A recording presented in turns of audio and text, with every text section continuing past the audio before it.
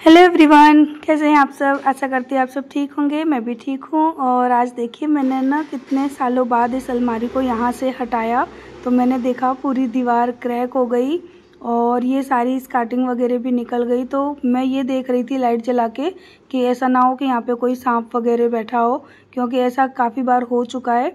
तो मैं ना टॉर्च को जला के ही इसको इन सारी चीज़ों को हटा रही थी। मैंने गिरिराज को बोला तो बोले मैं नहीं आऊँगा, बाई चांस कोई भी कीड़ा वगैरह हो सकता है, क्योंकि हमारे वहाँ पे बहुत नॉर्मल सी बात है सांप वगैरह घर में निकलना। और मेरे घर में तो हर साल एक ना एक सांप निकलता ही है। इस साल भी काफ़ी बड़ा सांप निकला था, लेकिन वो घर के बाहर था, घर में अंदर नहीं आया था। तो अभी मैं ना टॉर्च जला के यही सारी चीज़ चेक कर रही थी कि कहाँ से क्या क्या चीज़ें ख़राब हुई है। ये सारी दीवारों में क्रैक आ चुका है, आप लोगों को दिख ही रहा है। तो अभी तो इन सब चीज़ों की मरम्मत हम नहीं करा रहे हैं, अभी तो जस्ट मैं पुट्टी ही करा रही थी। लेकिन हाँ, माइंड में सेट हो गया है कि यहाँ पर सारा काम होना है। और आप सीलन देख रहे हो वॉल पे, कितनी ज़्यादा सीलन है और ये सब पीछे की वजह से हुआ है। और उसका हम कुछ नहीं कर सकते, हमारे पास कोई इलाज नहीं है उसका। तो अभी है ना, मैंने गिरिराज को यही बोला कि तू यहाँ से सारी चीज़ें हटा के साफ़ कर दे और यहाँ पे अभी पुट्टी वगैरह करना स्टार्ट कर दे।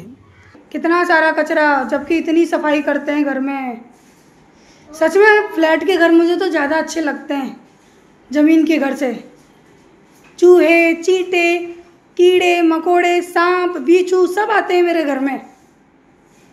गांव का घर हो तो समझ में आता है कि चलो गांव में कच्चे घर हैं, पक्का घर बना हुआ है, टाइल्स मार्बल लग रही है, फिर भी कितनी गंदगी है। यूँ लग रहा है जैसे सालों से मैंने अपने घर में सफाई नहीं करी है गिरिराज? यूँ लग रहा है जैसे 2-4 साल से मैंने अपने घर में झाड़ू पोछा नहीं लगाया। कितनी मिट्टी निकली अलमारी के नीचे से, सब टाइल्स टूट गई। तो अभी है ना, जो भी पुट्टी बची हुई थी ना, तो मैंने गिरिराज को बोला कि जहाँ जहाँ पे निकल रही है उस जगह पे लगा दे, क्योंकि अब उसका घर जाने का टाइम हो रहा है। तो फिर ये बचा हुआ माल भी ना पूरा ख़राब हो जाता। तो अभी यही रिपेयरिंग का काम चल रहा है। तो मैं बस गिरिराज से ना, मैं काफ़ी सारी हम लोग बातें कर रहे थे, क्योंकि गिरिराज कोई बाहर का लड़का नहीं है, हमारी गली का ही लड़का है। और वो बहुत छोटा था ना, तब से वो पुट्टी का काम कर रहा है। और वो मुझे चाची बोलता है, क्योंकि हमारे मोहल्ले में जैसे कि मुझे यहाँ पे मोस्टली है ना, जहाँ मैं रहती हूँ वहाँ सब चाची ही बोलते हैं। तो अभी है ना, हम लोग ऐसे ही बात कर रहे थे। तो अभी अहमदाबाद की बात चल रही थी, बस हम बात करते करते ऐसे ही बात निकल आई। तो फिर ऐसे ही मैं कहने लगी कि अहमदाबाद में मैं पैदा हुई थी, शायद तभी का वो घर बना हुआ है, लेकिन आज तक उसकी पुट्टी वगैरह कुछ भी नहीं इस तरह से निकलती नहीं है। तो अहमदाबाद का पानी बहुत अच्छा है, वहाँ का एटमॉस्फेयर बहुत अच्छा है। एक्चुअली वहाँ पे ठंडी नहीं पड़ती ना, तो वहाँ का मौसम थोड़ा गर्म ही रहता है। तो वहाँ पे सीलन वगैरह की प्रॉब्लम है ना, बहुत कम देखने मिलती है। और यहाँ मोलू हमारा खा रहा है आइसक्रीम। वैसे ना यहाँ पर मैं अपनी वॉइस को मैं क्लियर बंद नहीं कर रही थी, लेकिन इसमें बैकग्राउंड में ना म्यूज़िक बज रहा था, तो फिर मुझे इस वॉइस को बंद करना पड़ा, वरना कॉपीराइट आ जाता। और मोलू बेचारा देखो आइसक्रीम खिलाने में डर रहा है कि मम्मी ज़्यादा ना खा लें। और मैंने फिर थोड़ी सी ही खाई, क्योंकि बस हल्का सा ही मैं लेती हूँ, वरना बच्चों को फिर ऐसा लगता है ना कि हाय मम्मी ने तो हमारी पूरी चीज़ खा ली। ऐसा बच्चों को बहुत होता है। और यहाँ पे ना किचन में भी देखिए, यहाँ पे भी निकल गया था। अब ये बताइए यहाँ पर क्या पानी आता है? कोई पानी का कनेक्शन नहीं है, कुछ नहीं है, उसके बावजूद भी ना यहाँ पे सीलन निकल जाती है। तो जो भी बचा वो प्रोडक्ट था ना, तो मैंने बोला कि तू सारा यहाँ पे यूज़ कर दे, इसको फेंकने से क्या हो रहा है, कम से कम चीज़ें यूज़ आ जाएंगी।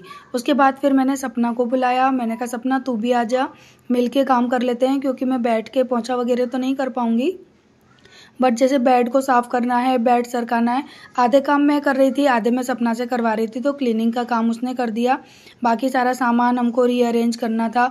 और इतनी ताकत लगा के ये काम करना पड़ा ना, तो सपना बोल रही थी दीदी मुझसे तो नहीं हो पाएगा, मैं तो बहुत दुबली पतली हूँ। मैंने बोला रुक जा, मेरे साथ मिल के करवा दे, क्योंकि घर में जय भी नहीं थे, वो तो खाना खा के चले गए। और हाँ, अभी आए नहीं थे, खाना खाने बाद में आएंगे। जय के आने से पहले हमने ये सारा काम फिनिश कर लिया था।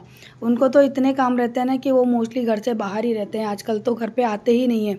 और ये जितना भी ये सब टाइल्स की टूटन वगैरह निकली थी ना, तो ये सारी चीज़ों को ना हम क्या करेंगे, जहाँ पे पीछे गड्ढा हो रहा है ना वहाँ फेंकेंगे, क्योंकि इसको डस्टबिन में कूड़े में डालने से कोई मतलब नहीं है। ये कूड़ा तो है नहीं, टाइल्स वगैरह टूटी है, तो जहाँ पे गड्ढा हो रहा है, जहाँ से मेरे घर में सीलन आती है ना, सारी चीज़ें मैं वहाँ पर डालूँगी। अब ये बेड मैंने दीवार से इतनी दूर रखा है ताकि यहाँ जाके झाड़ू पोंछा लग के ये सफाई हो जाए। कितनी खुशबू आ रही है इसमें से। खुशबू उसकी आ रही है पुट्टी की। ऐसा लग रहा है ना कि कार के एसी में हुए। हाँ अब बस उठ, अब तू कर रही है ना, पहले वहाँ पे भी पोंछा लगा लेना, फिर वो अलमारी को सरका देंगे ना। तब तक मैं जरा और देख आऊँ, मैं चलूँ। मैं बताए क्या बना रही हूँ, इडली बना रही हूँ। और मेरा पूरा घर बिखर रहा है, बर्तन धो के रखे थे, स्कूल से बच्चे आए उसके बाद ये देखो यहाँ खीरा खा के डाल दिया। क्या करूँ मैं इनको। ओ इसमें से इडली किसने निकाल दी, एक किसने निकाल दी इडली इसमें से? हाँ मैंने तो नहीं निकाली इसमें। पापा निकाल के ले गए, बनी भी नहीं है और पापा इसमें से ले गए निकाल के। चलो बन गई। आज साफ सफाई नहीं दिखेगी किचन में, उसके लिए सॉरी, क्योंकि मैं रूम की सफाई में लगी हूँ। तभी बन जाएगा ना खाना, फिर मैं इकट्ठा साफ करूँगी, फिर आपको दिखाऊंगी। क्यों मस्ती, देखो इतनी बड़ी, देखो कितनी बड़ी होके, देखो हटो हट तो बोलो, हट तो हट तो। ये कौन सी बात होती है, ये छोटे बच्चे के झूले में घुस के बैठी है तू। आप लोग बोल रहे थे आरू को दिखाना, देखो मेरी आरू बड़ी नहीं हुई अभी भी, ये देखो ये बैठी झूले के अंदर घुस के झूला झूल रही है। हो गया, मजा आ गया। बेचारों को पता है सुबह का खाना 4 बजे मिला है। आज मेरे साथ ऐसा हुआ ना, मैं क्या बताऊं। ये जो इडली का बैटर है ना, मुझे पूरा फेंकना पड़ा, ये मैंने दोबारा बनाया है, इस वजह से आज हम बहुत लेट हो गए।